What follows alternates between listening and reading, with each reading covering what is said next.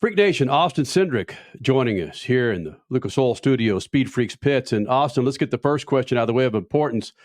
Crasher's sister went to school with your dad, Tim Cindric.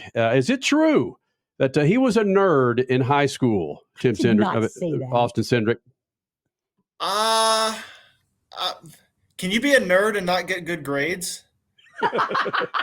Because he ended up going to Rose-Hulman, which I guess qualifies you maybe as a nerd, but it's only because he was good at basketball, from what I understand. And Pike had a great basketball team, so there it is. Well, it's bananas how the Cindric family is strangely intertwined with Crasher's family, born and raised in Indianapolis and tied in with Indianapolis Motor Speedway and watching your dad grow up. And is there a time limit on how much you can talk to your dad right now? I mean, is there a penalty against you? No, quite the opposite. Having him home in the month of May is definitely odd, and obviously not under the best of circumstances. But certainly a different month for sure. You know what? Let's talk about that a little bit before we move on, because we're human. And I would find it hard to believe if the scandal going on with your sister team, the IndyCar team, how that didn't affect you. That's part of it had to do with your father. How did that affect you when it came to race weekends, knowing, oh my gosh, this is driving me nuts? I'm not sure it really affected me at all, to be 100% honest. I mean, they've obviously had the investigation with the series and internal investigation within the team, and laid it all out there, and whatever conclusions you draw from there past what was right and what was wrong, it's kind of just up for whoever, and let the dust settle, or let people are going to have opinions or decisions based off of the information that's provided. So past that, I don't think it necessarily affects me much at all, other than I enjoy watching IndyCar races. That's really the only thing that changes it. I've been an IndyCar fan my entire life, and I think it's from my race fan side of me, it maybe affects me a little bit. Proving once again, Austin Cindric, how he is a very good race car driver, because you are good at compartmentalizing things and leaving personal here and putting business over here. Austin Cindric, 2022 Daytona 500 winner, joining us, Speed Freaks, on a Sunday night. Can you tell us how NASCAR became your path instead of IndyCar, since you just brought that up, how you watched IndyCar growing up? Yeah, I think for me, fairly early on, knowing that becoming a race car driver is not going to be an easy path, and being exposed to quite a few different types of racing, whether if that was, with the ALMS series, we had the R Spiders, and obviously I've been around IndyCar racing since before I could walk.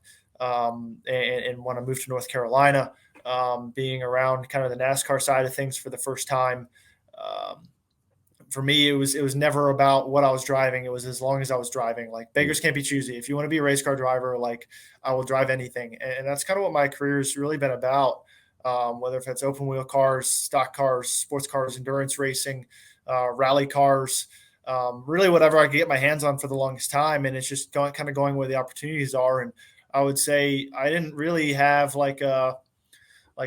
even to this day, I don't even know if I'm necessarily defined by anything. Like, you got guys these guys are short track guys. These guys are, dirt guys. These guys are road racers. Like, the NASCAR guys think of me as a road racer. The IMSA guys think of me as a NASCAR driver. Like, I'm kind of just a mutt in a lot of ways. And I kind of like it that way, honestly, because I really just want to be a race car driver, and NASCAR is obviously, the top level from North American racing. It doesn't really get any bigger, week to week for us. So to have the opportunities I've had with Ford early on in my career, and that's kind of dovetailed into really all of my stock car opportunities have all been with Ford.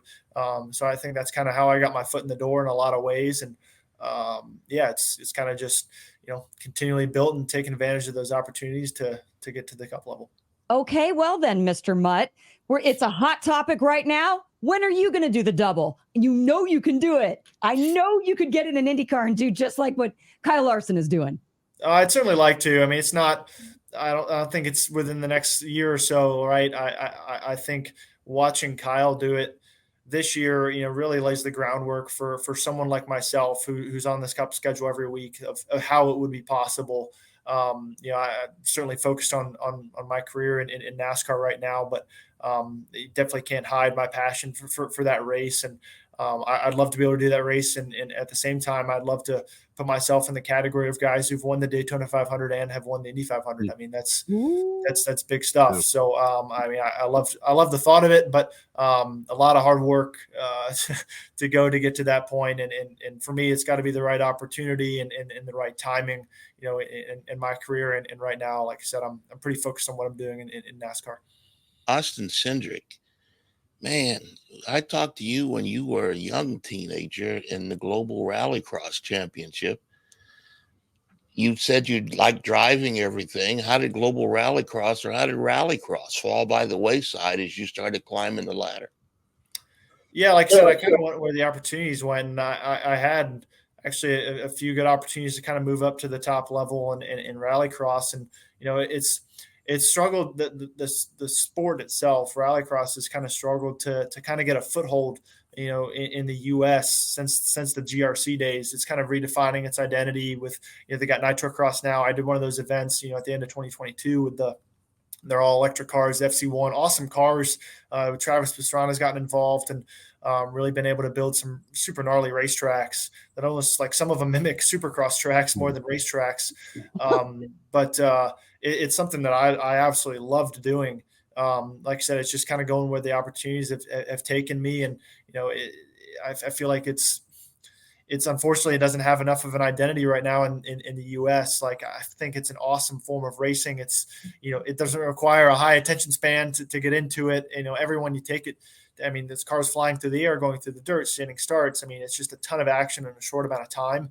And I think there's a way to make it work. And I'm definitely a believer in it, and would love to see, what they're doing right now with Nitro Cross continue to grow. Wow, Austin, I'm impressed that you even know that Rallycross is still going on. I just leaped up about 50 spots on my driver's game. Well done. You won a bronze medal in the X Games. Where's that medal now? Is that on that shelf behind you, or has that fallen by the wayside in your? It's definitely not fallen by the wayside. That was actually my first Rallycross race. And obviously cool to get an X Games medal. That was the last year they had the lights cars do it. And I still have it. They gave me a guitar, and then the medal itself is a belt buckle because it was in Austin, Texas. So I've worn that a few times just at the appropriate occasions, but it's definitely one of the cooler things that I have, no doubt.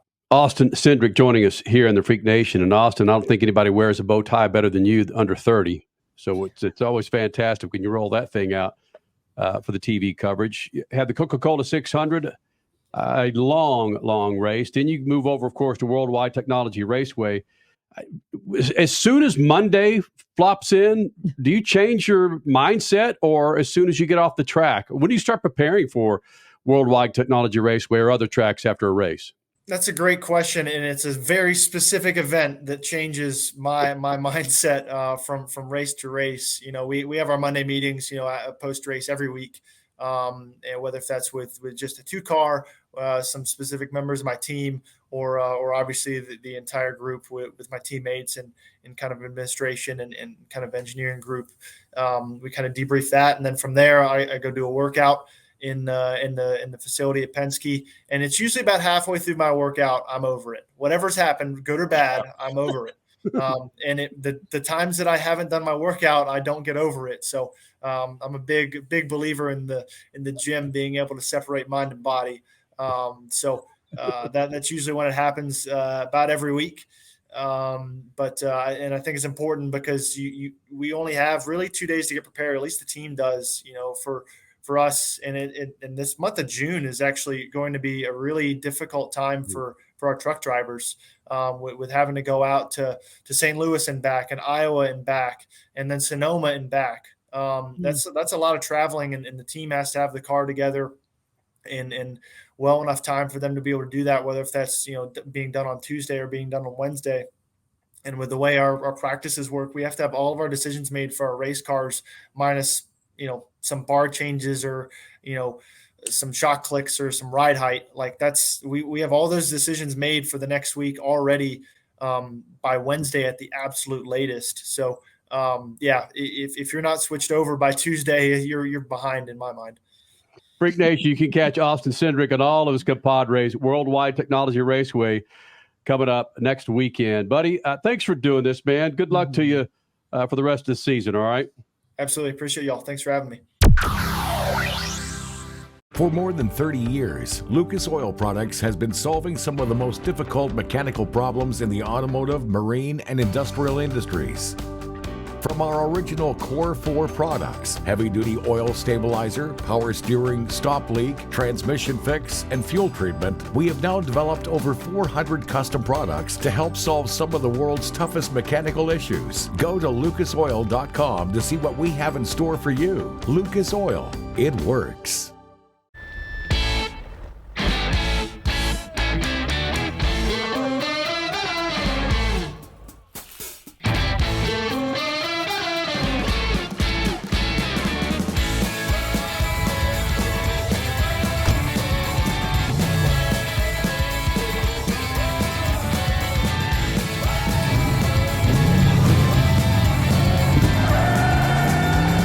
Whatever you do, General Tire delivers.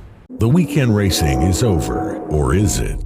Not on MAV TV. Monday is All-American Racing Night on the network which never leaves the track. Sit back and enjoy grassroots red, white, and blue racing from America's most iconic tracks. Whether it's the precise lines of pavement ovals or the door-banging action of the dirt, MAV TV's Monday night lineup will bring you all the action from this country's legendary four-wheel battlegrounds. Monday night is All-American Racing, only on MAV TV, Motorsports Network.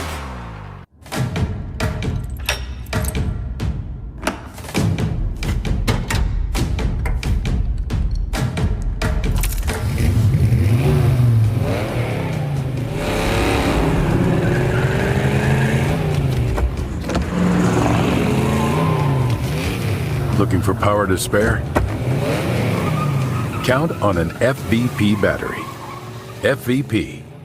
Verified, proven.